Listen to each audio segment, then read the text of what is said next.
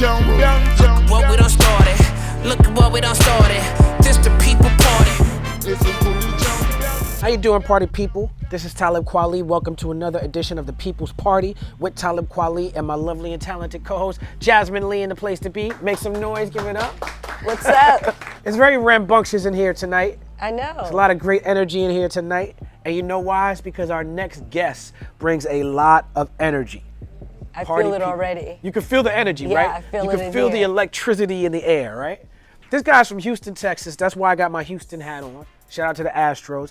He is a multi-Grammy winner. That's important in the state. Mm-hmm. He's worked with some of your favorite artists, from Bilal to Kendrick Lamar to Common to Lupe Fiasco to Yasiin Bey to myself. He did the music for the 13th documentary, did the music for the Miles Ahead with Don Cheadle. Ladies and gentlemen, one of the greatest working jazz pianists of all time.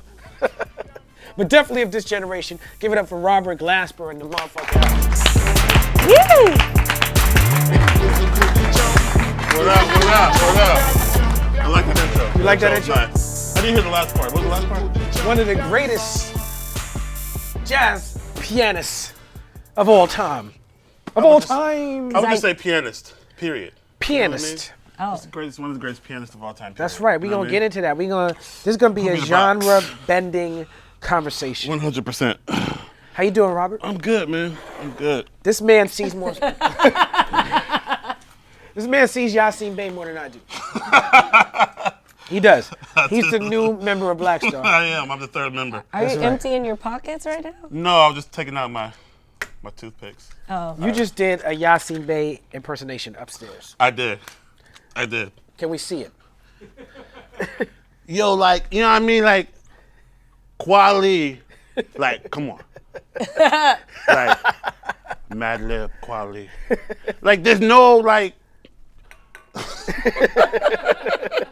That's exactly what the new Black Star album sounds like. That's the intro. That's the intro right there. Exactly. So, you're from Houston, Texas. I'm from Houston, Texas. Yes. My father lives there. Really? Yeah, he works at TSU at the band. Shut up. He He works plays with the like band every at TSU? instrument. Yeah. What? He runs the drummers. That's correct. I was the pianist for the TSU Jazz Ensemble when I was in 10th grade. Not How just old- jazz. Do you know Daryl Singleton? I don't know anybody there now. Oh, okay. I mean, that was, I was like, that was 1995. I was a 10th grade, but I was the pianist for the college jazz band Wow. because I rocked. I don't think he was. We're starting off teaching with a me. rocking start, right? That's crazy. Yeah. Houston, Texas. When I was working at Akiru Books in Brooklyn, circa 94, 95, 96, you were in Brooklyn a lot. Were you living in Brooklyn at that time? I got to New York in 1997. Okay, so around that time, there was a burgeoning scene. I had the bookstore. I'm doing open mics with Yasiin. You had Frank's Place. You had the Brooklyn Moon Cafe. You had all the poets. You had Saul Williams, Jessica Care Moore, Mums the Schemer. You had Common living in the area in Fort Greene. You had Erykah Badu living above four circle in a square. Yep. Right? Yep. And Bilal was in the area. Yep. And you were doing music with Bilal. You were going to the new school with Bilal at the time. Exactly. Right? Yep. You were teaching Common how to play piano. Yes. I didn't even know who he was. Right. Tell me about that. So me and Bilal met the first day of school. When you first day of school, they got all the freshmen into a room, and they were like, okay, and they called people by name to get up on stage and play with each other. Right. And they actually called me and Bilal up together. Wow. Yeah. So I always say they called us up together and we never left the stage. You know what I mean? Right. So they called us up together and we became like best friends that day because there was only like 7 black people there anyway. So from there, we started working on music in my dorm room. Okay. And we wrote, like, Bilal didn't have housing. Okay. Really? So his living situation was really weird. Bilal's from Philly, right? He's from Philly. Right. So his living situation was weird. I got a girlfriend at the time. My freshman year, I got a girlfriend who had her own dorm room. So I never stayed in my actual dorm. Oh, wow. College room. life. Yeah, so Right. Bilal actually took over my dorm room because my roommate lived with his girlfriend, really, anyway, so it was open. So we kind of used that as a studio. So I had my keyboard in there, and we would go in there and write songs. And we wrote, like, When Will You Call, All That I Am, all these songs. When will you call? Jesus. Yeah, in my dorm. So, and the When Would You Call You Here is actually the demo, and that's what got Bilal signed. anyway, from that, he was rocking with you and Common and Erykah and all these people. So I met all of them through him. Long story short, I moved to Brooklyn. Me and my girlfriend at the time moved to Brooklyn, and I lived 2 blocks from Bilal. He was on Lefferts Place. I was on Biggie's. I was on St. James. Right. I was on St. James between Gates and Green. Rashid was on like a few blocks down. Clifton or something. He was in that. He was in one of the new apartments they just built. And Erykah was like 2 blocks from there, right there. Off of Fulton. Off of Fulton. So, Bilal was like, yo, my man, he a rapper. He wants to learn how to play piano. Can you, and I met him at one of them Roots jam sessions. You were playing it with the Roots a lot at the time. Yeah, Bilal introduced me to Amir, so I would go to the jam sessions with him. And we would hang out and jam, and I was known as Bilal's jazz friend. They all come as a jazz friend. Where's your jazz friend at? Right. And I saw James Poyser play too, and I was like, what is that? I didn't know what that was. I saw James play, and Bilal was trying to show me before I met James how to play in that style, and I'm like, what? Bilal's one of my favorite musicians of all time. He's my favorite singer of all time. Yeah, there's nothing that he can't do. He actually, we live next door to each other. In Brooklyn, and I was at your crib the other day. Yeah, my children. There. Yeah, you the kids play. Yeah, my son plays drums very loudly. Yep, gets me in trouble. I played with him. Okay, yeah. Me and Bilal, because my son was playing. I brought my son over to play with Bilal's kids. Okay. And then we went across this hall to where your son was. Right. And me and your son jammed. I don't condone what that apartment looks like. I have nothing to do with that. I raised him better than that. I played that raggedy upright piano, but it had a vibe though. It had a vibe. That piano is my grandmother Javoti Green's piano. That was in her house up until the time that she passed away. It had vibe. And then it came to my father's house, and then when my father moved into a smaller apartment because he didn't want to take care of a big house anymore, that piano was living in my house. That piano's been in my apartment for years until my son turned about 20. Wow. And then I realized how much he was into music, so I got it. It's been out of tune the whole time. Yeah. Got it tuned up and moved it into his apartment. Yep. And he's been getting busy. Yeah, exactly. He has. He's killing too. Sounds great, bro. Yeah, so I started going over Common's house, giving him piano. He had the Rhodes, and I would give him piano, and he only wanted to learn how to play Roy Ayers songs. Of course. That's what the girls like. I taught him about her. And it was crazy about the Common whole was time. in there like, we live in Brooklyn, baby. I live in Brooklyn now. And I remember, like, since I was Bilal's jazz friend, I remember, like, when I met Erykah. I keep hearing my name. I'm like, Jazz friend. Yeah, I was the jazz friend. So I remember when I met Erykah, and there was one time where she called me and she was like, hey, I have this idea for a jazz tune that I did. I want to know what your thoughts are, So she said, can I play it for you? And I was like, cool. She's like, I'll just come where you are. I was like, cool. Right. So I went and got her from her crib, and we walked from her crib to my crib, which is probably like 10 blocks, 12 blocks. Right. It was like Rocky. Remember how Rocky ran down the street and all the people started jogging after him, running? Me and Erykah are walking down the street, and slowly but surely, like after 10 minutes of walking, it was probably like 50 people following. Like oh my God, it's Erykah Badu, Right. It's crazy down the street. So she came up and she played it for me, and we talked about it, and it was Orange Moon. Orange Moon. And it was that. She was like, what were your thoughts? Right. It was like, I was like crazy. Those were like. I went on that tour, on the Mama's Gun tour. Word. Seen her perform Orange Moon every night. Man, those were awesome days, man. Now, you started playing in the church? Yep, my mom was the minister of music. My mom was like Whoopi Goldberg on Sister Act. yes. So That's my favorite movie. she was like that. So Monday through Saturday, she sang at R&B clubs, funk clubs, disco, jazz clubs, country clubs. She had a thing where she did every week. She sang in a barn. She sang country music in a barn in Houston. She was the epitome of like just a musical mutt. You know what I mean? Oh. Like she loved all kinds of music and performed it. And then on Sundays, she was the minister of music at the church. Right. So I didn't get into playing piano until I was 11. Okay. Playing with one finger, listening to songs on the radio, picking them out. Because I thought I was really into sports until I was 15 years old, hardcore. I was into sports more than music till I was 15. And so I used to. There was a broke organ in the corner of the church. It was one of them storefront churches, so it was like. If it was packed out, it was like 20 people. It was crazy. It was 20 people. It was a broke organ in the front, so they just let me be in the corner, figure out the church songs on my own whenever, and then I got good fast, and I just started, I became the principal musician there, and then I moved on and went to a bigger church, and I started playing. So by the time I was a junior, I was playing a junior in high school. On Saturdays, I was playing at a 7-day Adventist church. On Sunday early morning, I was playing at a Catholic church. and Sunday mornings at 11, I was playing at a Wow. Baptist church. I was played, balling. You were a church mutt getting too. all the church money. All the church money. I was out there. I was slanging church. I was slanging communion. keys. Slinging communion. Like Slinging them keys at the community. I have a lot of musician friends, and I work with bands a lot. And I Yep. work with a lot of cats who might play with me one day Yep. and play with Erykah tomorrow or Yep. something, you know. And if they didn't grow up in the church, if they learned it at like Berkeley or something like that, Right. they have to go to the church at some point. Yeah. How necessary do you feel like that black church experience is to playing music? You know what I realized? I realized that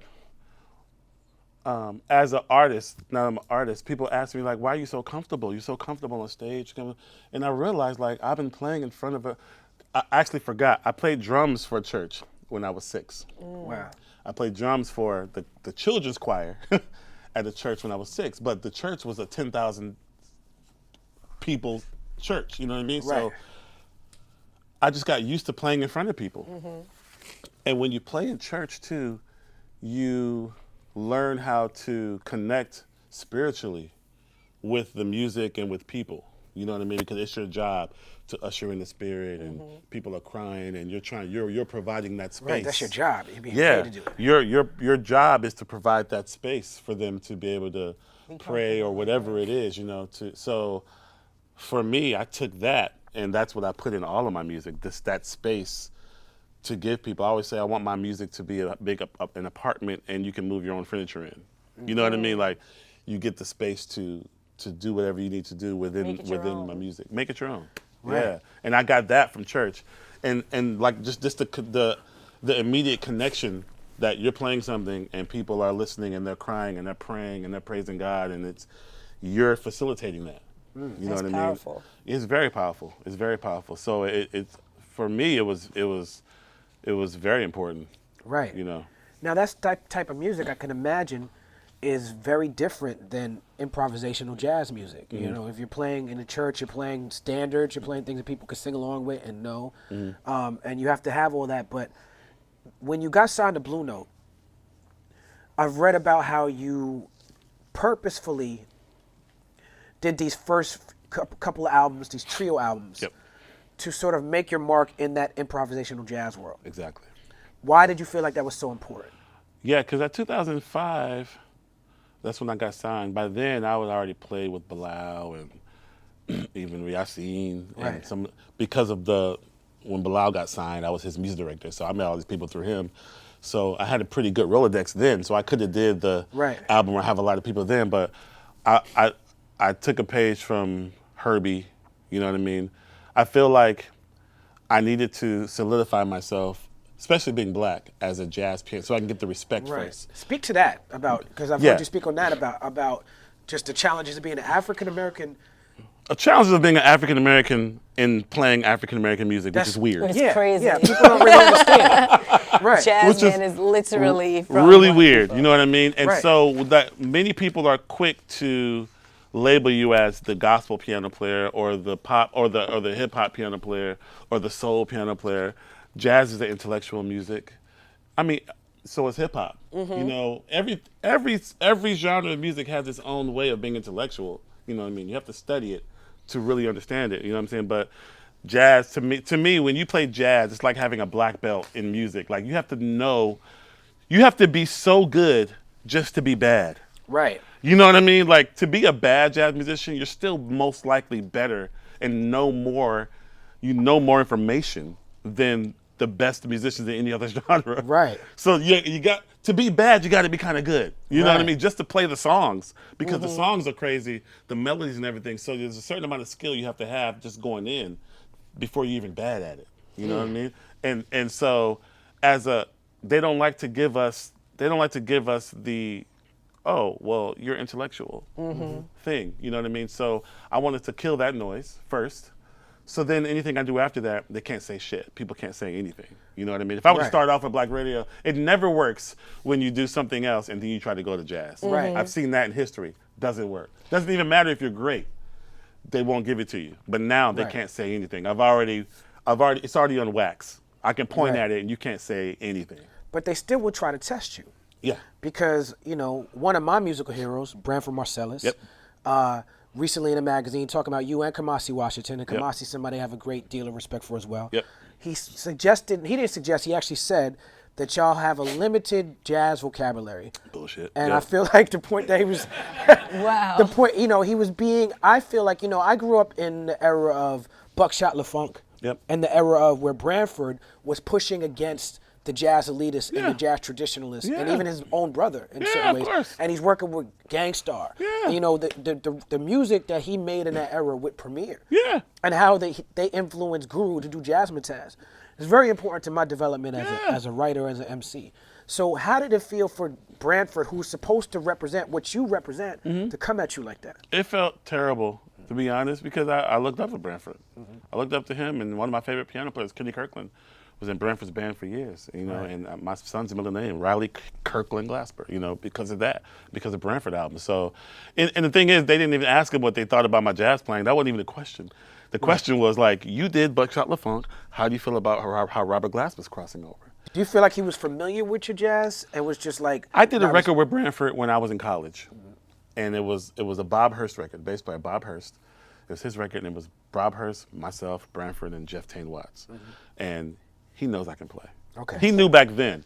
But my thing is, even if you didn't know I could play, you do your research before you say something like that. Yeah. And then he says, and if you ask Robert, he'll tell you the same thing. That's what pissed me off. Yeah. If you ask me, I'm going to say the same thing. If you know me, if anybody knows me, You say the exact opposite. I will say the exact opposite. Right. That's what makes me who I am right now, because when it comes to crossing over, right now, I'm the epitome of that. I'm the epitome, as far as when it comes to the piano, like I'm arguably one of the best in jazz. You can argue that. You can say Robert Glasper's in the top 5 and nobody's going to argue that. You can put me in an argument. Right. You can put me in an argument as best top 5 hip hop piano players. Right. You can put me in an argument as the best top 5 R&B piano players. You know what I mean? Like that's facts. Right. You know, I know where I stand. That's facts. You know, and I studied the music. I study everything I do. I don't look down. A lot of jazz musicians look down. They feel like you have to look down to other music, and it's like y'all can't play this Dilla beat.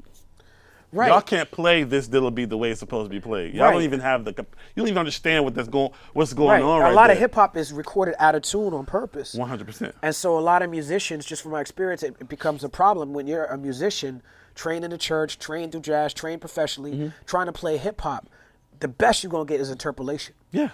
And I got a chance to play with Dilla, like in his place in Detroit, while he's on the MC, on the MP, and I'm on the roads, like having jam sessions with him and Bilal. You know, we go eat, come back to the crib, jam for hours. He would record it, and then we would go to a club, a strip club, a regular club, and he would give the DJ what we did that afternoon. Right. Give it to the DJ, and the DJ would play it in the club. Right. Wow. You know what I mean? I'm like, yo, she's stripping right now, naked, to what we just did. And Dilla's this like, afternoon. go. You know what I mean? It's so crazy that in art forms or whatever, like no matter what art form you're in, it's like different genres of that art form are like combative. Because like when you talk about rap and you have like the mumble rappers and then like the conscious rappers, you talk about comedy, you have like the stand-up comics and then the Instagram comics and then you have like the hip hop jazz and then the regular jazz and then the classical music. It's like crazy where everyone can't just respect their own art form. Everything is respectable. That's mumble rap. Mumble rap ain't new. That's mumble R&B, mumble everything. Right. I still don't know what James Brown ever said. D'Angelo, Anita. There's so many people you can look at like. Right. He's speaking of D-Bonics. Yeah, but if it feels good and it registers and it channels something, that's hey. It's something for everybody. It's something for everybody. And my thing is that's the tradition of music. Like what comes after you. When you're older, you don't really understand. You're not supposed to. You're not supposed to. It's not for you to understand. But you have to respect it. Yeah. You respect it. You know what I mean? Like my son's 10, but he's a super music guy. Like he can list he can list the songs of the Key of Life in order. Thriller in order. Queen, any Queen like album that. in order. Oh yeah. my And you gosh, study I've been under obsessed with Queen lately ever since the movie. My son is too. He can tell you anything about Queen right now. Listen. Anything. He had a piano recital a few months ago. And he did Bohemian Rhapsody. Oh. He played it and sang it. I just got an electric guitar because of Queen. And I feel like as soon as I open it, I'm going to be a freaking But at the same time, he knows he loves what I love. But at the same time, there's things that I don't necessarily like that comes in the radio, he'd be like, "Oh, I love this song," you know, and I'm like, "Hey, that's awesome. Right. That's what's Not for supposed me. to happen." Yeah, for sure. If I like everything new, something's wrong. Right. That means you clout chasing. Yeah, something's wrong. Or they're not growing because music is supposed to change with the times. 100%. That's what I say to people all the time when jazz purists try to say, "Oh, well, that you can't mix that with jazz, and you can't do this with jazz, and that's not jazz," and blah blah blah blah blah. It's like, yo, the tradition of jazz, the actual tradition is that it always changes. In the 20s, it sounded like the 20s. The 30s sounded like the 30s. 40s, 50s, 60s. It sounded like that era. That's the whole point. That's the purpose. Right. It's a reflection of the time period you're in. You know what I mean? So if I'm not reflecting my time period right now, I'm not doing my job. Right. There's no history being made.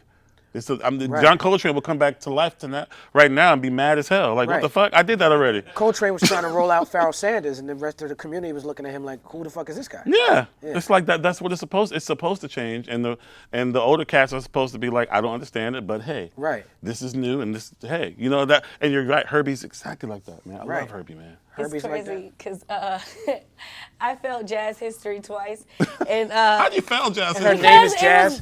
I know it was a throwaway elective, and the teacher took it so freaking seriously. It's a serious thing. So the third time I took it, I had to cheat, right? So I used to have like little. How do you cheat at jazz? You gotta memorize the order. He would give you the CDs. She writing down shit on her arm. You have to know the order of a CD. He would give. He played it. He knew we cheated. He Okay. gave it like because he gave us like the songs would be in order and we would have to like do the test and like remember who was the conductor of it. So I would just have my little paper and I'd be like, that's like the first time I cheated. Right. So I was like, I cannot fail this class again. I'm about to pay for it. Right. I can imagine kids now, like in high school. Like, what if we had phones in high school? Oh boy. I can't imagine. I don't even know what. Like, I can't imagine. yo, like really, like. We had phones in high school, but it was not high tech. It wasn't a smartphone. Oh, you young. That's It right. was You're a millennial. I had the Virgin Mobile, and all we had was Snake or whatever. We didn't have no internet. Or Man, But I like got a- even I got with a- writing papers I and got all a these SkyTel things. pager when I was 15 years old. Whoa. Were you paging yourself the answers to tests? No, I wasn't. My parents were paging me like, "Where you at?" Right. Yep. You just went into that Mos Def thing again. You speak a lot about Yasiin and Common being your favorite collaborators to work with in hip hop. Explain why. I tend to love to collaborate with people who love jazz in a real way, and people that can become a part of the band like a horn player almost. Because most artists tend to be the artist, and it's not necessarily You're the background. we're the background. But when it comes to Common and you, same thing. Like, Yeah, I try sometimes. it's not even trying. It's just it is. You know what I mean? You become a natural part of it, and whatever frequencies we throw at you, you're kind of there. Oh, we're going here. Right. We're going here. Especially me, 'cause I have ADD. I have musical ADD. So I love to just go here and go That's there. what Black Radio is. That's what Black Radio is. 100%. It's a big ass ADD record. So, yeah, they kind of just go with the flow and can whatever you throw at them, it's music in the moment all the time, and I love that. Like, we can create. Like, when we leave the stage, there's going to be something that we created on that stage tonight that did not exist before we hit the stage. That's right. Like, I'm not a fan of Pure going art. up and playing rap covers, and that's all we did all night. Sure, let's play a few songs, but I want something to go into something that we've never done. You know what I mean? And that's where the magic is. That's where, to me, that's what separates the men from the boys. That's what separates the little girls from the women. You know, like, it's like when you can be in the moment and actually create something. That's where the art is to me. What's the best jazz sample in hip hop of all time? Ooh. Can I get 3 at least? Why I'll you give you me 3. one. I'll give you Jesus. 3. I'll give you 3. And we'll see if we agree.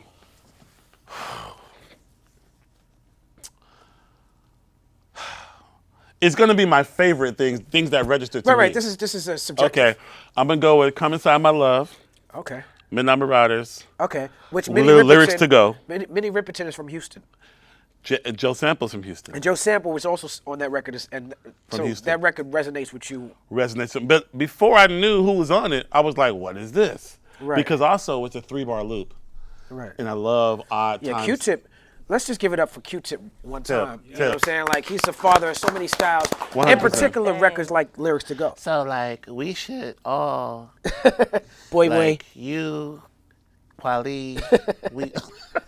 He has the biggest hands in hip-hop, first of all. Tip has the biggest hands in hip-hop. Right. Just throw that out there, too. Let's smack the shit out of Donald Trump. 100%. Get your little hands out of here. 100%. 100%. When I first heard Midnight Marauders and I first heard Lyrics to Go, I was like, what is that? You know, because the chords are just... That got you into hip-hop, right? 100%. Yeah. Midnight Marauders got me into hip-hop. That's what got me. Because I lived in the suburbs in Houston. I didn't know nothing about what they were saying. Right. I didn't understand nothing what y'all was talking about. You know what I mean? But the music part is what attracted me. And Tribe Called Quest was, you know, they're known for mixing jazz and hip-hop. So Right. a lot of that stuff, oh, that's Red Clay. You know, oh, Right, that's Freddie this, Hubbard. Freddie You Hubbard. just knew it off top. Off top. 'cause Same with me. Like, I wasn't a jazz musician, but my father collected records. Right. He collected jazz, funk, soul records. So it's like, I would hear records and that sounds familiar. I couldn't pick out immediately. I wouldn't hear Red Clay and be like, that's Freddie Hubbard. Right. I would hear it, that sounds familiar.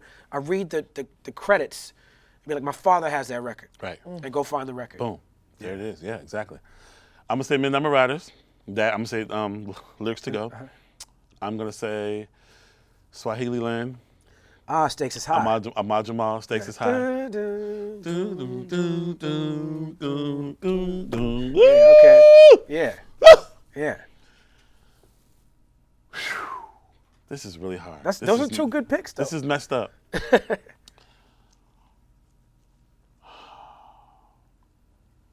are you doing this to me right now?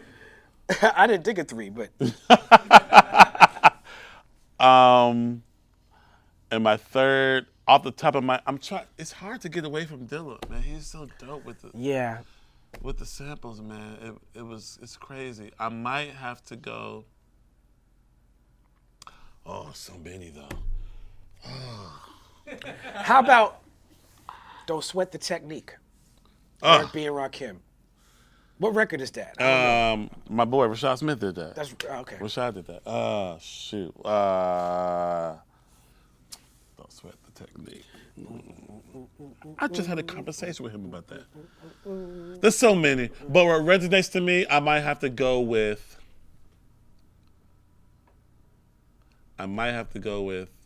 Get This Money. Big? For me. No. Dilla. Oh. What you say? What you say? Good man. Hey. That's Herbie. That's Herbie Hancock. That's Herbie Hancock. That's a song called Come Running to Me. That he took that from. For me, though I mean, Rest right in peace now. to Bot 10, man. Man, rest in peace, by 10 Rest for in sure. peace to Actually, 10. I did a show. By the way, I'm doing a Dilla tribute when I do my registry at Blue Note. I'm doing a Dilla week. I'll be there. I'm doing Dilla week. And T3, I'm going to have T3 there. Okay.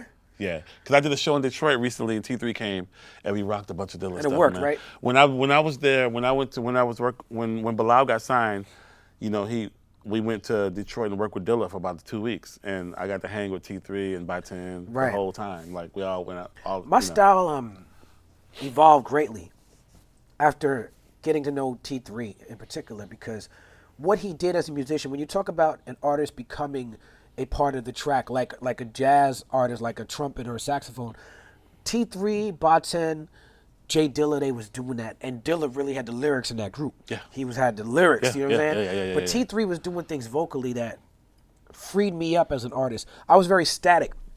I was very like, I have to pronounce the words, and the Right. raps have to be like, and T3 was like, hey. You could tell he was kind of coming up with it, Right. which takes courage. Yeah. It takes fantastic. Yeah, all that. Like, I was like, oh, wait, I don't have to say words? courage. And it can still be dope? It feels good. You know who's Yeah. good at that? Missy Elliott. Oh, yeah. If you read her lyrics. I just had our huge argument with some young boys that I fuck with. Yeah. Right? And we was playing Missy shit, and they was like, Missy's one of the illest lyricists of all time. I was like, no, she's not. No, she's not. And they was like, what are you talking about? I said, Missy's the GOAT. I was like, she might be the GOAT. Right. I'm not saying she's not the GOAT. Right. but she's not an ill lyricist. You're talking to Talib Kweli over 100%. here. You know what I'm Yeah, saying? Like, exactly. come on. Yeah, Because he asked me, one of my young boys, and I'm still mad at him for this shit. Yeah. He said, what gives you the right? I said, nigga, who do you think you talking to? Oh. What? Who gives you the right? Right. I said, listen. I said, now keep in mind, I went on tour with Missy Elliott. Yeah. There's things that Missy do that I can't do. Yeah. I can't write a song for Aaliyah. Yeah. I can't write past that Dutch. I can't write, Lose Control. This shit that she does, she can write a song, a pop hit, an R&B hit, a dance hit. Exactly. I cannot do that. Exactly. She's not getting me on these bars. Yeah. You know what I'm saying? Yeah, exactly. Like you see, I see you got the Bars and Keys shirt on. I'm out here. You see it. I see. You see it. But yeah, I told him, I said, it doesn't matter that Missy can't get me lyrically. Oh, thank you. I've brother. never seen This is somebody old school. carry around a pack of Now this is old toothpicks. school. This is old school right here. Flavored toothpicks. That's what I do. And how long do they last? Each toothpick, for me, I get rid of them like every 10 minutes. Oh, okay. Right. I have like 100 packs. It's an issue. It's the problem. Yeah, see? People have tried to have interventions for me to stop, but it's crazy. Yeah, I can't do the toothpick chewing. Now, as great as you are as jazz, you won some Grammys, Mm-hmm. and part of it is with Black radio and putting it in the R&B category. Yep. I had to make that choice. Right. How Yeah. important is that choice when it comes to Grammys? I felt like the people in the room, you have to know the people in the room with the Grammys. So it's like the people in the room for jazz did not understand Black radio. Once I started mixing hip hop in R&B in my jazz, in the jazz world, in my stuff, people in the jazz world were kind of like, what's that? You could tell they were kind of like uneasy about it. And people in the R&B world were like, oh, wait, I love Right. this. What's I this? love this. What's this? Fresh energy. Yeah, fresh energy. So I had to make a decision, like to check which box I'm gonna check. And I was like, my label was like, it's jazz. No, I was like, I had my ear to the street. I had my ear to the people, you know, and I chose to put it in the R&B category just to see what happens. You know, I was like, I'd rather that because that's really what this is mostly for. You know what I mean? I did records for the jazz audience already. Right. And they gave me no love. You know, all my jazz records are #1 album. They were #1 when they came out. Right. Don't get that twisted. Don't get it fucked up. You know what I'm saying? But for this one, it was like, I think this is going to be for everybody else. Right. You had King, you had Erykah, you had Bilal. And there's so many Mos. stories. There's so many stories on each one of the. Share one of them. Matter of fact, Black Radio, I canceled it twice because it's too many artists and I couldn't get all the schedules together. And when I tried to do studio sessions, nobody could come and people would cancel. I was like, forget it. You know what I mean? I went on tour with my band. We're in Europe. My manager calls me 2 weeks into I had like a month tour. 2 weeks into the tour, my manager called me like, I don't know what happened. Because my thing is I want to do everything live. I want everybody in the studio. Because this is like 2011. Not a lot of sending vocals back then. Right. So I'm like, my manager said like, yo, everybody's available next week. I don't know what happened, but everybody's available to be in LA next week. I said, oh snap. So I canceled the rest of my tour. I flew to LA. My homegirl at the time, Megan Stabile, was managing King. She said, and then that's when they first had a lot of buzz happening. Prince was in them, Erykah was in them, Amir was tweeting about them and everything. And I was like, yo, I want to mess with them. I landed from the airport, went to their house, because they had a washer and dryer. And I said, I had my clothes, and I came up with the idea in the living room. And I said, y'all mess with that idea, I'm going to wash my clothes. I wouldn't wash my clothes. Practical jazz. I wouldn't wash my clothes, and then at the same time, I used their house as a rehearsal space. So I called up Mos, and I called up Lupe Fiasco, and I said, yo, I'm in LA doing the record. Can y'all come by here so we can figure out what we're going to do? Right. And King didn't know I did that, so I just, what's your address? Boom. So doorbell rings, bing, bing. It's Mos. They're all like, right. you know. Right. Then I figured out something with him. We don't fuck around with this. This is the name, you know, blah, blah, blah, blah. He was like, oh, okay, yeah. Boom. Right. He leaves. A few hours later, Lupe comes over. Boom. They're like, you know, we come up with something for Lupe. Boom, boom, boom. And then King's like, hey, this is what we came up with. I'm like, dope. So that was the first 2 days. Right. Like Lupe, King, Yasiin, right. you know. And so that's how that thing happened. Then half of the record is cover songs because I didn't have any songs written because I didn't know I was going to be in the studio. Right. Is So Teen I- Spirit on that? Teen Spirit's on that. And Afro That's why I Blue? did that. So yeah. from Afro Blue to Teen Spirit. Yeah. And that's why I did those things because I didn't know I was going to be in the studio, so I didn't have songs written. Right. You know what I mean? So that's why most of the songs on there are cover songs. And all those people are doing those songs for the first time. Erykah she never did Afro Blue. She sounds great. That's one of my favorite songs ever. She That's killed one it. of my favorite. Like I play that. I DJ sometimes. Right. I play that in the club. Word. It works. Yeah. You know what I'm saying? Even if you don't know it. You know, like Afro Blue is a standard, is a classic, but even if you don't know it, like you hear the way y'all arranged that, it's beautiful. She came in the studio, she's like, I never sung jazz before. Right. What am I doing? And She sang jazz before though. Her name is Badu. I was like, Badu, I was Badu, like, right. you're jazz. Right, You don't have to she's think jazz. about it. You are Right. jazz. Don't think about it. And we ended up drinking like 2 bottles of wine first. Right. And I played her John Coltrane's version of it. I played her a bunch of versions of it so she can understand how people have murked Right. it and everything. And then we did it and she smashed it. She did. Yeah. It was like it's written for her. 100%. The song "Oh Yeah" with Chrisette Michele and Music Right. Soul Child on there, that was just for music. Chrisette wasn't supposed to be on that. I flew to Atlanta to work with the music on the song, and it was like a 3-day session. And Fonte hit me because there was some music festival happening, and Foreign Exchange was performing, and I tweeted like, "Yo, I'm in Atlanta," and he Right. saw my tweet. He hit me like, "Yo, come sit in with us." So I went to the festival before the studio, and Chrisette Michele was headlining the festival. So I saw her, I was like, yo, and she was like, hey, blah, blah, blah. We started talking, what are you doing tonight? She was like, well, I was flying back to New York tonight, but it's a storm, Hurricane Sandy. It's a storm, so I can't get home.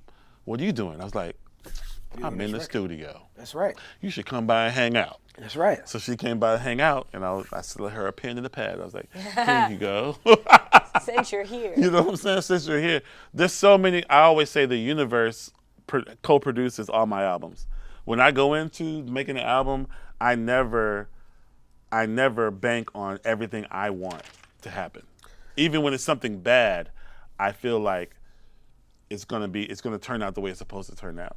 And Right. it always does, you know what I mean? So I go into it knowing, because if you really want everything, the universe is better than you. It's smarter than you, you know what I mean? And I feel like, Some people don't know how to trust that. they don't know how to trust it. And if you want everything to turn out exactly how you want it to turn out, it's not going to turn out as good as it can. I feel like if you put God in it, let him do what's happening. That's right. know? You came up under Roy Hargrove. Right, yeah. You know, shout out to Roy Hargrove. Yeah, shout out to Roy. Rest in peace. Yep. He was taken too soon. But I feel like he was very progressive with working with a lot of different music. Like he laid his thing down on the jazz side and then went out there. Oh, man. And he worked with he was working with Common. Yep. You know? Common, D'Angelo. Right. Roy came to my high school when I was in 11th grade. Him and his band. I had never seen a young black jazz band before, ever in my life. And he had on Timbs, he had on overalls, Right. a baseball cap. I never seen that. Right. Only thing I seen is Suits. suits. I thought that's what you had to do, but I didn't know like black people had to wear suits back in the day. Because Yeah, that's the only to way get on stage, right. to get on stage and to have get any respect, which you wasn't getting no respect anyway. But That's right. Respectability doesn't stop the cops from killing me. exactly, exactly. That was a bar. You There's know a what bar. I'm saying? For Good sure. bars. Yeah, 100%. Pretty good. Kendrick And- Lamar has bars. Kendrick has bars too. You work with Kendrick Lamar on what is arguably one of the greatest hip hop records of all time. Yep. To Pimp a Butterfly. Yep. You're all over that record, All over it. especially on These Walls. Yep. How did you link up with Kendrick and talk to us about that record? Terrence Martin. Shout out to Terrence Martin, my bro. Yep, Terrence Martin. So when Good Kid, Mad City came out, I called Terrence. I said, Terrence, this is my favorite album right now. That's And a when- fucking album. Bro. Yeah. And I said, when y'all do your next album, please, for the love of God, please get me on something. I need to be on something. He said, I got you. So our swap was he loves Herbie. I did As it he to my should. huh? As he As he should. should, of course. So I had an album called Covered. I was doing an album in LA. Terrence called me, you in LA? I was like, yeah. I put on Instagram or something, I was in LA. He's like, yo, after you finish, come by the studio. I'm at Dr. Dre's studio. I'm here with Kendrick. Right. I'm like, bet. Right. I jump in the cab. I get to the studio. And I get there just to play on one song. I get there just to play on This Dick Ain't Free. Right. This dick Ain't free. Right. So I get there. Ironically, I went there to do a more jazzier thing that I was doing on my own recording Right. session. So I did He's that. trying to do jazz. You trying to I was trying to do move away. some other stuff. Exactly. Yeah. I was trying to move away. So I go there. I play that one song. Kendrick's there. He's like, oh, snap. This is crazy. He starts just telling the engineer, pull up complexions. He would just be like, pull it up, and I will listen to it one time. Then he'll say, play what you hear. So he would play it. I would learn it, and then we'll take one take. Everything's one take. Take one take. Play what you hear. I play what I hear. Pull up so and so. Pull up this. Pull up that. Pull up that. So I did 9 songs in that album in one sitting. right. Never getting up, just listening one time and doing what I heard. And then I did these walls in Terrace's garage. at his crib. He had a Right. setup there. He was like, yo. So what happened with these walls, there's a piano solo in the middle of it. I didn't take a piano solo. When I first heard it, I was warming up, and Terrace recorded the warm-up.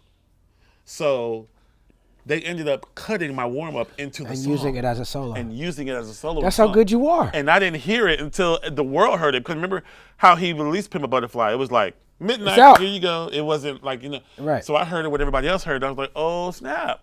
You know what I mean? Like, oh, they put the thing in there. That's crazy. You know what I mean? Right. So that's literally how that happened. And then you won a know? Grammy for that. Won a Grammy for Best Hip Hop Song. Yep. That was my third Grammy. So I have 4. I got the Grammy for the Miles Davis movie I did with Cheadle. Yeah, man. Talk to us about working with Don Cheadle. He's the worst person ever. Worst actor. No, that's my bro. Man, funny. You recorded all the songs on that, right? Yeah, I did all the songs, and the way it happened, he tweeted me like, "Yo, I love your album In My Element." It's one of my jazz records in 2007. I was like, "You're Don Cheadle." Right. I checked. I was like, "It's really him." I was Right. like, "Thanks." So we started DMing. It's like, "Man, I'm doing this." Don Cheadle's a beast on Twitter. Yeah. So I was like, "Yo, blah blah blah." We start talking. He's like, "I'm doing this Miles Davis album. Would you be interested in doing the music?" I was like, "Yeah." He's like, "You ever did a movie before?" I was like, "Yeah." Yeah, of course. Sure. Sure. I've it till you make never it. done a movie before. So we talked about it, brought me on. It was crazy. He had already shot half of the movie. So half of the movie, people had already acted like they were playing or played some stuff that wasn't, whatever. Right. So me and my band had to watch the monitor and make what you already see sound like something.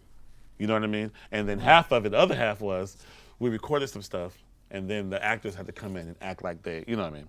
Do that thing. So that was my first time ever doing a movie, and we won for best soundtrack. We beat out. Look. You're like King Midas of jazz. Look, bro. Everything I touch. Look. Bam, Grammy. Look, Don didn't even think we were going to win. I didn't either. When we got nominated, I thought that was it. Don didn't think we were going to win somebody. He didn't come to the Grammys. I called him that morning. I was like, yo, so where we going to meet? He's like, man, I ain't going to go, man. He said, I'm going to go play golf. I was like, Don, if we win, you better get your ass to the Grammys. Right. We were up against Straight Outta Compton.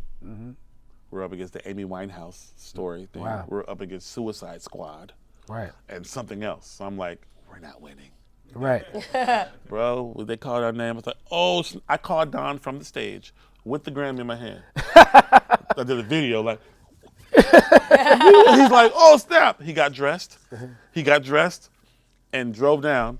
We had already walked the red carpet, but I was like, I'm going to walk it again with Don. Right. We get there. We walk the red carpet with Don, right? Everything's cool. People coming over. Rick Ross was like, Don, can I meet you? Meeting him. He's like, Right. man, I'm a big fan. Right. Blah, blah, blah. So I'm like, oh, I meet Rick Ross. Right. I'm in there. I'm out here. Right. You know what I'm saying? Boom, whatever. Look, we get to the part where now it's time to go into the televised portion of the Grammys. But I was already inside. I didn't know that your ticket can't be scanned twice. So me and my family, my team, we all walk in there. Boop, you can't come in. People were not letting us in because we already scanned our ticket. Right. Meanwhile, people are passing me up. Robert Glasper, congratulations! I was like, yo, dude, I'm telling the guy at the door, yo, I just won a Grammy. That's Look, me. That's I'm me. like, here's the video. Look, I just did it. Here's Right. the same And suit. then See? you got the Grammy in the back. Yo, bro, it was the whole thing, and we finally got in. It was cool. Finally got in. My dad loved it. He was there. He got That's to see us beautiful, win. And he got to meet Anita Baker. He died. Right. You know. So You worked with Anita Baker too, huh? I did. Yeah. Man, I love Anita. Yeah. And that ain't come out yet. No, I don't know if it's ever gonna come out. But Oh my God. we did it, but the whole album is not coming out. Right. But Anita Baker is one of the reasons why I play piano, because my mother had the 45 of Giving You the Best That I Got. Giving you the best that I got. With that, the piano. That I got, baby. I did everything. Oh my. Yeah. That So sound like Michael McDonald doing Anita look, Baker. they've never been. Anita even said, people always say me and Michael Donald never been in the Right. same place. They think we're the same person. They same person. It's so funny, but just she's always when I recorded, she's always recorded with acoustic piano.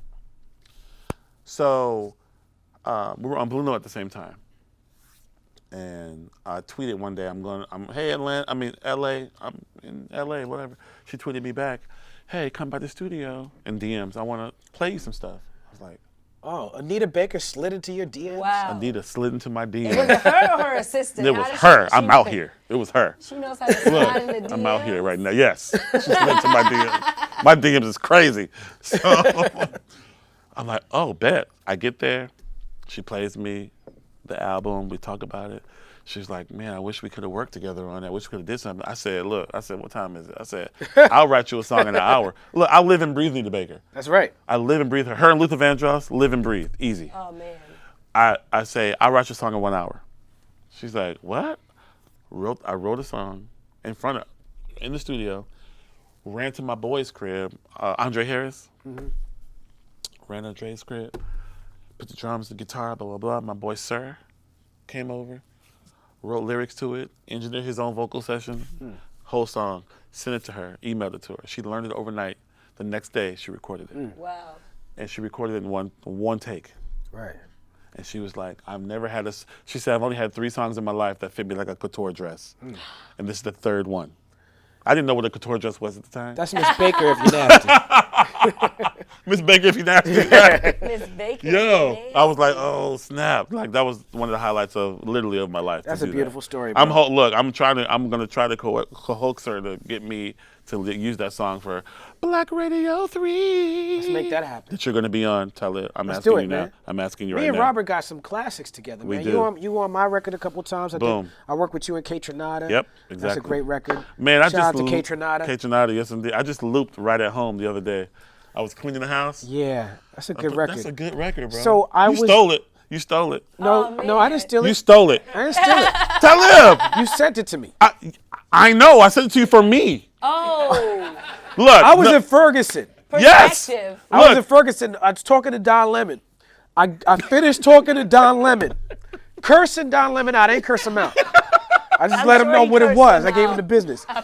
Robert Glasper is in my phone talking about, yo, I see you with Don Lemon, and I just wrote this. Yeah. And he sent me this shit. I was like, thank you. Yeah. So I'm like, And that's on my next album. I'm like, But yo. you didn't say I wrote this for me. No, I said I got a song.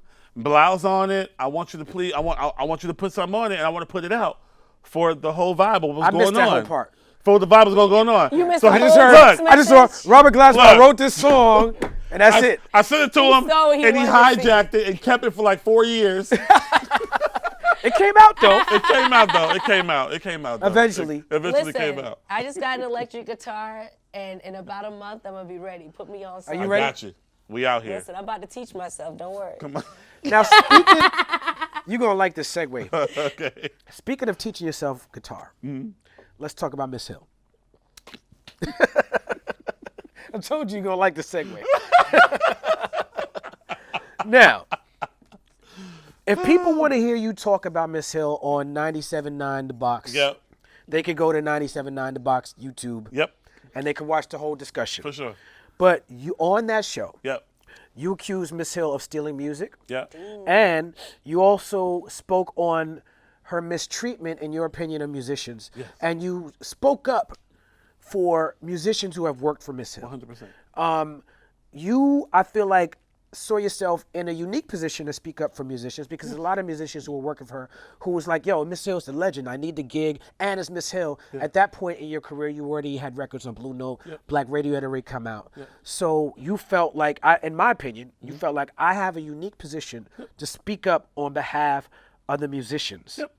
Do you still feel the same way right now? 100%. Because she's still doing the same thing to this day. Okay. Damn. Yeah. So my thing is, I've never worked with anyone that feels like you can't look at them in the eye. Mm-hmm.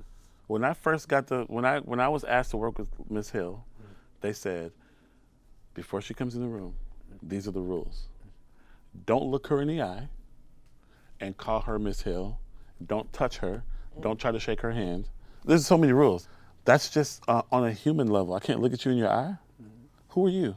Right. I'm like, you haven't done enough to be like that. The people who have done enough to be like that aren't like that. Mm-hmm. Right. And you're talking about people that you've worked with. That I've worked with. Right.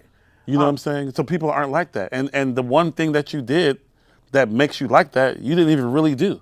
Right. You know what I'm saying? You have to give it. There's so many producers that made that record, and that record, that Miseducation is like our Thriller. Yeah, it's a huge record. It's a huge it's very important record. Culturally. Super. Right. And for me being a musician and producer, you know, those things matter. Credits matter. Right. You get a credit on that. People are still eating on being having credit for Thriller. Right. You know what I'm saying? You have a credit on that joint went like 15, whatever, 20 million. Yeah, a lot of records sold. A lot of records sold. And if you're not getting the credit on there, that's your livelihood. That's your life. You know what I mean? And you're not feeding your kids how you should be feeding them. You know what I'm saying? And to this day, I know musicians that, you know, go on tour with her for months at a time, and they get off tour and there's no money. Right. And she's on some, well, you should be happy you got a chance to be with me. Wait, Miss Hill? Yeah. What are you talking about? Yeah. Miss Hill. He calls her Lauren. Lauren. I call her Miss Hill. These are real things, though. Like, you know what I'm saying? Once you start disrespecting people and their families, like, you're not paying them and you can't look them in the eye and all these things. It's like, I can't respect you after that. You know what I'm saying? And when you do it for 20 years. And musicians don't have all musicians don't have the platform I have to be on a major radio station talking, you know, and I didn't plan it. I've never talked about it, ever. Right. It seemed very organic. It was super. I've never talked that. My experience with Miss Hill was in 2007, bro. I never talked about it. I didn't think about it. I wasn't trying to go out there and blast her on purpose. They asked a question. They said, what's the worst situation musically? I rewatched it recently. Yeah. And it's weird because in retrospect, it looks like they already knew who they was asking about, but I don't think they did. I think they were just asking the question. They didn't know because I never said it in public. Like, they couldn't have known. There's not one interview you can go on anywhere and hear me talk about Lauryn Hill. Now, she was very affected by what you said. Yeah. She wrote a very lengthy response on Medium. It wasn't just an Instagram post. Yeah. It was a very pointed response, and she dove deep into every single thing that you brought up. She says that, why would you work for her if you thought she stole from your friends, why would you work for her? I'll tell you why. Because it was in New York. I lived in New York. One of my best friends was the music director. One of my boys, the music director. One of my boys was the drummer. And there was only one show and it was 20 minutes. So you felt I'm around the corner. affected, yeah. It's like, okay, let me see what this is about. Right. You know what I'm saying? And let me maybe get her side of it. Right. I don't know her. She called me for 3 years to get me to come to East Orange to play. Right. You know, I never did. I don't, you Right. know, and you know, I'll be like, she want me to audition over the phone and stuff. Right. Can you play something? She speaks about that too. She speaks about the audition thing because you talked about that in that interview. Yeah. And you're like, look, I'm Robert Glasper. You know what I do. Go listen to my record. Period. You know what I'm saying? Yeah. But her pushback to that was, everyone who I called was a great musician. Because you said that. You said when they asked you, said, was the band bad? You said, no, these were all stars. These were just some of the greatest musicians working, right? So she also says, if I'm calling you, it's because you're already that nigga. Like you already. So why am I playing over the phone? Well, because her point that she was saying was, I'm looking for a specific thing, and you may not fit exactly what I'm looking for. You know, what do you have to say to that? But I know how those auditions went because I know all the musicians. She's literally used more musicians than anybody. I don't know one artist that's used so many musicians and stolen from so many musicians. Like I don't know any other artist. It's amazing. Like I don't think you can run into an artist that has not played a musician that, you know what I mean? The difference between me and a musician is that I'm an artist. All musicians are artists. I agree. So that's where that stopped. Right. I'm an artist. I don't need to play in your band. I have number one jazz You albums. was reclaiming your time. I'm good. Yeah. So if you want me to play, call me to play. I don't audition for anybody. You know what I'm saying? I'm an artist now. I'm good. good musician and artist are two totally different things. So that's where I was coming from with that. Right. You know what I mean? And I've seen and I know how those things go. Right. You know what I mean? And I wasn't going to be a part of that. But my thing was 20-minute show in New York, around the corner, my boy's DMD. I'll do it. I'll knock it out. I'll knock it out. I wrote an essay. It's one of my most popular essays I've written, called "In Defense of Miss Hill," and it was written maybe 2 years before your interview. And I was the same way that you were defending the working musician who was working for Miss Hill. Yeah. I was defending in my essay the rights of the headliner to, you know what, to be not professional. You know, I feel like it's very important for me to establish boundaries. Like, I consider myself a professional musician, but I reserve the right to not be professional.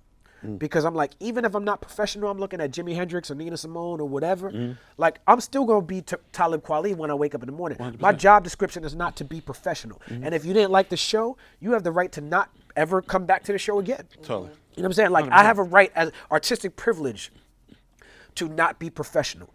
That's what I was defending. But if you're on a human level, if you're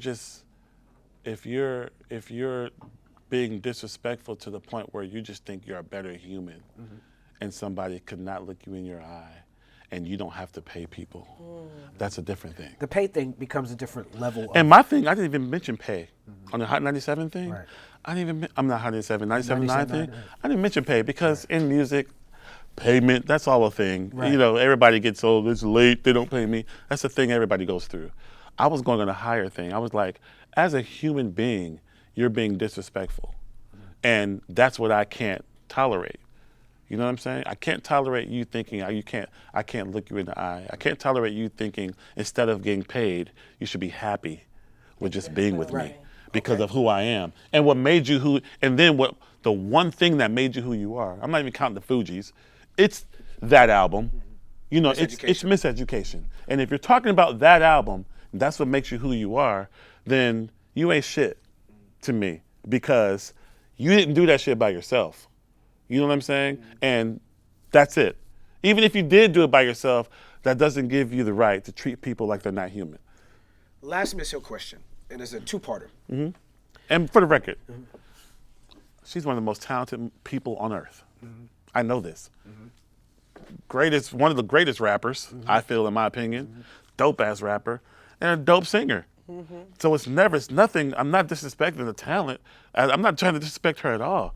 These are just facts. Speaking your truth. I can't tell you how many hundreds of musicians, everywhere I go, they thank me because I'm the only one that had the platform or the balls or the audacity to speak out and say something. There are cats that we know bigger than me that can't say it because of some other political, you know, they can't really say things. They thanking me. Thank you for saying that. You know what I'm saying? Thank you for speaking up. Because people always say also, I got calls from people we know, like, you didn't have to blast her out. You could have talked to her in private. You don't know what I tried to do in private. For 20 years, everyone's tried to talk to her in private. For 20 years, we talked to her manager. You can't get to her when it's time to talk to her about stuff. So at some point, you got to go out there and I didn't know it was going to go viral. My music ain't never went that viral. Right. Look, that interview went viral. When I tell you, Charlamagne was talking about me. Yeah. Everybody was talking about me. My boy Van hit me from what you call it, from TMZ. Like, yo, they're about to air this. Right. Do you want this aired? Van Lathan did this show too. That's my dude. He's like, do you want this aired? Explain the whole thing to me. That's interesting because Van came on our show and he said, before we run things, I run call past people. Yeah. So you vouching for him, right? 100%. I was in Japan.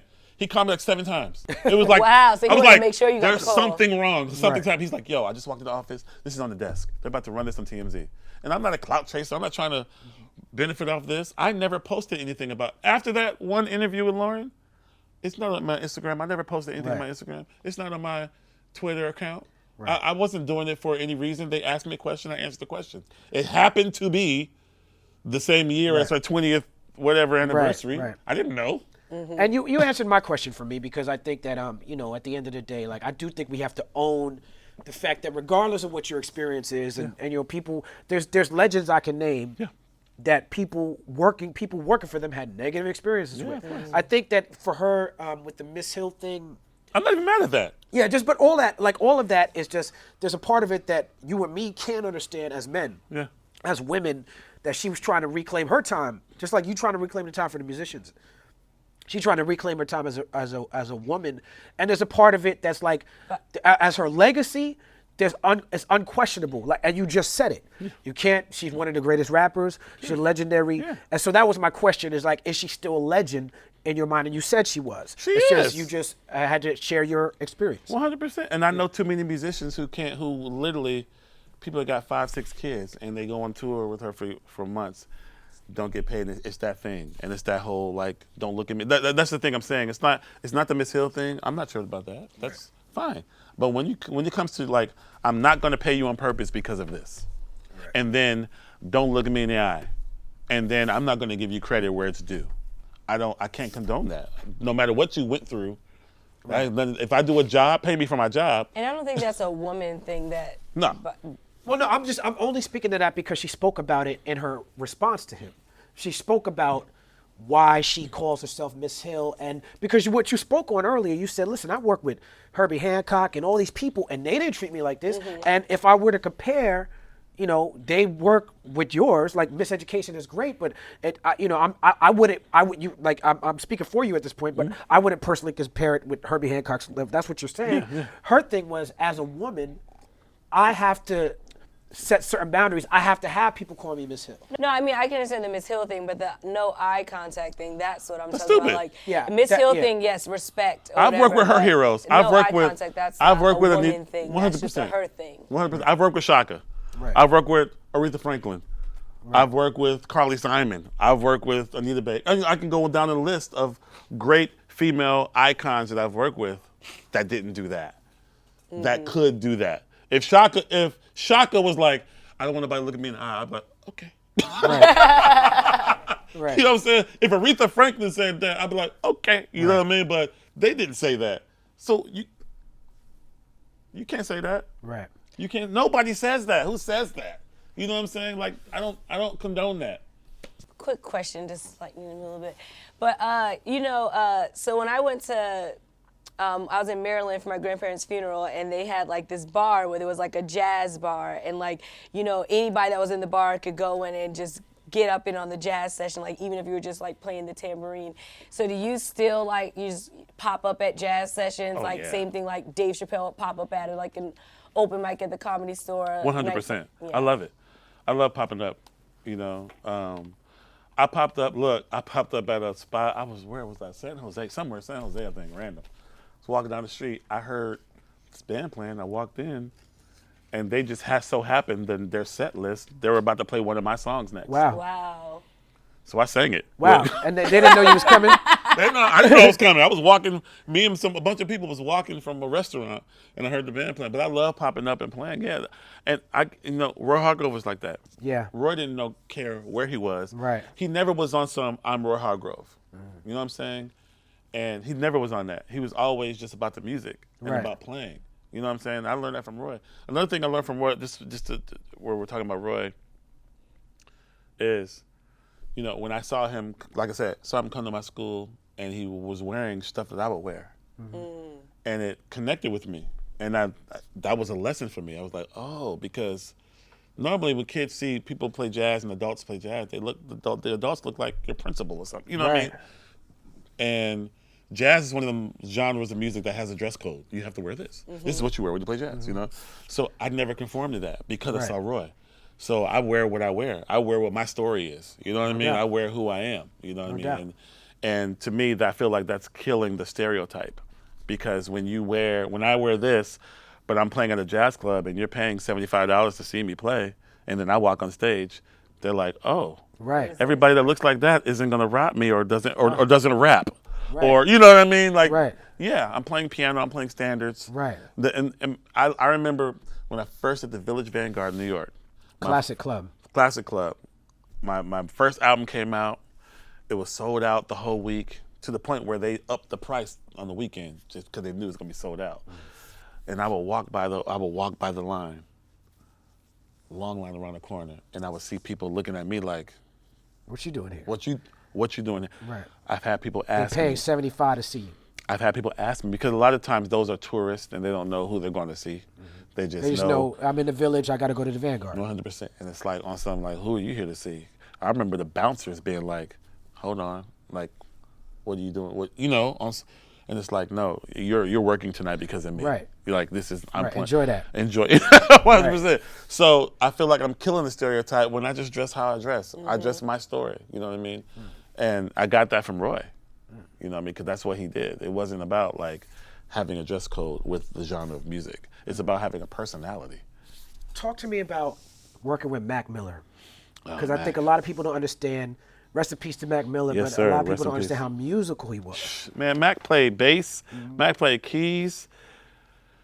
The week he passed away, bro, literally 2 days before he passed away, we were texting. And he was trying to get in the studio. Right. And I was already in the studio doing something. I was like, oh, man, maybe let's try this day.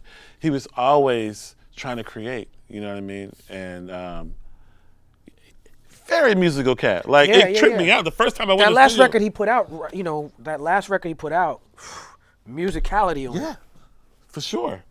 You know, and I think I'm on a record with him, like, I forget the name of it. Oh, God is Sexy? No, what is it? Sexy? Something. It's me and Kendrick Lamar on the joint. And at the session, like, he literally was like on some, like, we could talk in music language. Yeah. You know what I mean? And when he first came out, what, 2009 or so, he called me, and I don't know who gave him my number. I picked up my phone, there's Mac Miller on the phone. I never heard of him. He called me, he's asking me if I could feature on a song with him, and I'm Googling him as he's on the phone with me. right. And I pulled up one of his videos, and it was a white kid. I was like, who is this white kid? Right. And then it was 1 million views. Right. And I never heard of him. Right. Like, this rapper I never heard of has 1 million views. Right. What are you saying? Right. What's going on? What are you talking about? Right. And we started talking music, and he's talking about the beat and the sample and how he wanted to sound. Yeah. And I'm like, where are you from? He's like, Pittsburgh. Yep. And he's like, he went all out of his way to call me. We did a couple of records together, you know, but he sought me out. Yeah. I feel like he sought you out Yeah, too. no, 100%. Like, we would hang just on some hang shit Yeah. and listen to music and blah, blah, blah. And I remember I did a show in Brooklyn, and that was the last time I saw him. Did a show in Brooklyn, and he came to the show, and he came and jumped on stage, and we rocked, you know what I mean? Yeah. And my son met him, but my son's the one that told me he passed away. Right.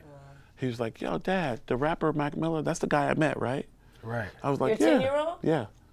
He's like, that's the guy I met, right? I was like, yeah, what about him? Yeah, he's like, I think he passed away, Dad. Yeah, and I was like, and I was in the studio with Rashid. I was in the studio with Common. We were in London. Right. I'm like, what? And I went and checked it, and it's, oh man, it messed me up really bad. You know, really, really bad. On a lighter note, your Instagram is hilarious. He's always taking off his shirt. This guy's always fucking taking off his shirt all the time. You have a body like mine, why wouldn't you? Sexy All body right guy now. over Why here. wouldn't you? You see it? And you know what? If you go to a Robert Glasper show, there's gonna be some rapping. There's gonna be some bars. For You sure. understand what I'm saying? Like, you sure. see his shirt. It says see it. bars and keys. You see it? I'm out here. So being that we got through a whole episode of People's Party with Robert Glasper, I want to know if Robert Glasper got any bars for us right now. Ooh. Keep bars, man. Let's get some bars. But I make bars up. I don't even keep them. I just Okay, because I'm like that. let's hear some bars. No beat, just bars. No beat, no beat. This is real gladiator school bars. Gladiator school bars from Mars. Should I play bass or guitar? I might hit you in the mouth, or I might just spar. Who knows? Striking the pose like Madonna. Go to the desert, caught me an iguana. Hey. Yo, I'm in the sea. I'm like a piranha. I'm out here. Really out here though. I'm out here though. I won't stop like a mosquito. Or a hoe. Mosquitoes don't stop. Mosquitoes don't stop, They keep but I going. might drop like a cough. Drop. Oh, Oh, bars. levels, son. Ladies and gentlemen, Come on, man. bars and keys. I'm out here. Robert Glasper. I'm out here. You see it?